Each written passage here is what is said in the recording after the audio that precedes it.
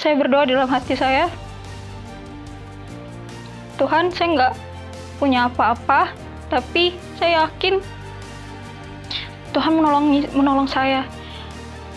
Tuhan tolong kasihani saya.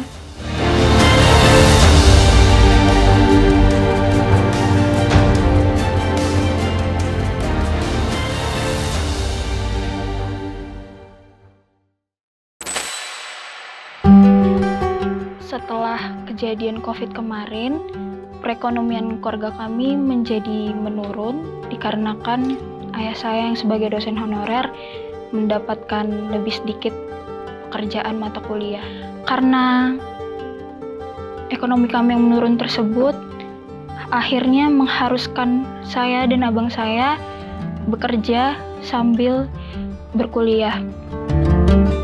Dimana saya sambil menyusun skripsi, tahun kemarin sambil bekerja di suatu kafe. Saya ingat juga pada saat itu, saat menyusun skripsi, uang saya udah tinggal 2.000, sama sekali nggak punya uang.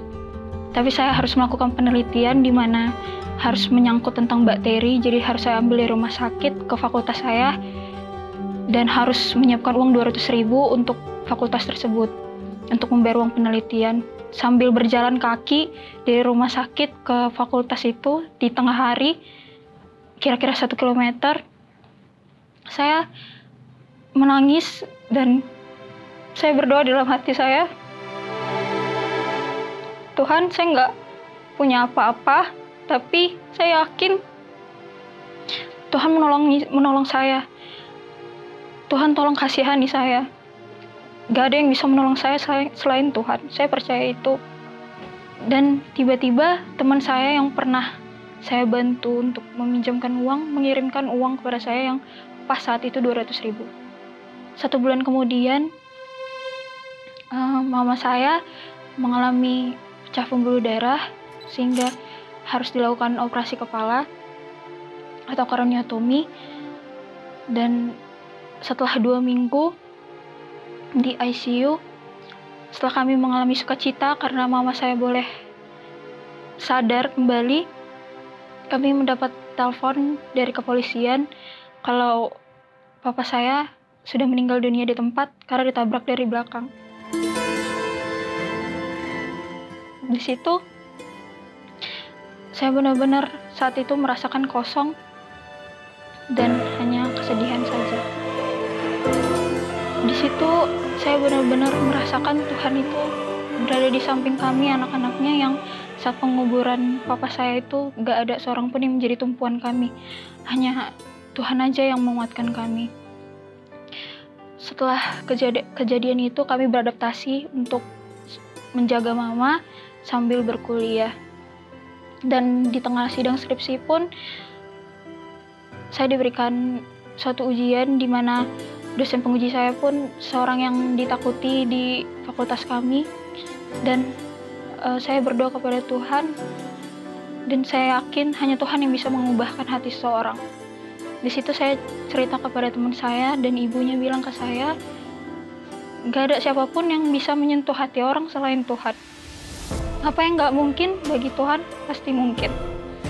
Nah, setelah itu, setelah saya berdoa, saya jumpai dosen saya ada kendala sedikit, dan saya menangis di depan profesor tersebut, dan ia memberikan saya kelancaran untuk sidang skripsi saya, dan saya boleh lulus. Kemarin pun saat pembayaran perkuliahan saya, 6 jam setelah habisnya pembayaran, di situ saya benar-benar gak ada uang sama sekali. Dan saya berdoa, dan saya juga berusaha untuk menghubungi donatur ataupun dosen-dosen yang bisa membantu saya. Nah, rupanya setelah 6 jam itu gak ada jawaban sama sekali. Saat pulang dari kampus, saya berdoa sambil menangis di jalan. Ya Tuhan, kalau memang saya gak bisa lanjutin cita-cita saya ini, kasih saya kekuatan, dan ikhlaskanlah ya Tuhan. Di dalam kehidupan saya belajar untuk ikhlas dan menerima semua yang terjadi dan berusaha untuk kuat. Terutama untuk mama saya. Mama saya selalu bilang, kalau nggak ada bapakmu di dunia ini lagi, tapi ingat ada Bapak Tuhan kita yang di surga yang setia sama kita, yang selalu mendengar anak-anaknya dan selalu menjawab doa kita tepat pada waktunya. Dan sampai di rumah pun saya mandi dan juga menangis gitu, sambil bilang, Tuhan, hancur hati saya nih Tuhan gitu. Kenapa ya semuanya itu sepertinya terasa sulit dan lelah.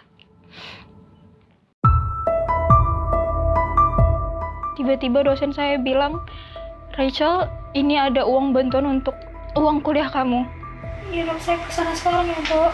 Bentar ya dok. Di situ saya kaget dan tersentak dan menangis. Rupanya Tuhan itu memberikan bantuan kepada kita di detik-detik setelah mau selesai seperti itu. Di saat kita udah mau menyerah. Setelah itu saya pergi buru-buru ke kampus dan luar biasanya Tuhan dan ajaibnya sungguh Tuhan itu, Tuhan bisa pakai orang yang benar-benar petinggi di fakultas itu untuk memberikan bantuan kepada saya, yaitu wakil dekan dan dosen akademik saya. Setelah mereka beri bantuan itu, saya menangis di kantor itu sambil bertelut, Tuhan, aku ini orang berdosa, bukan siapa-siapa, tapi Kau pedulikan aku. Kau tetap memeliharakan aku. Kalau Tuhan menolong saya, pasti Tuhan juga menolong Bapak Ibu saudara-saudari sekalian. Kalau kita mau bergantung dan taruh harapan kita kepada Tuhan, dan kita harus terus berusaha dan tetap berdoa. Demikian kesaksian saya, semoga menguatkan. Tuhan Yesus memberkati. Amin.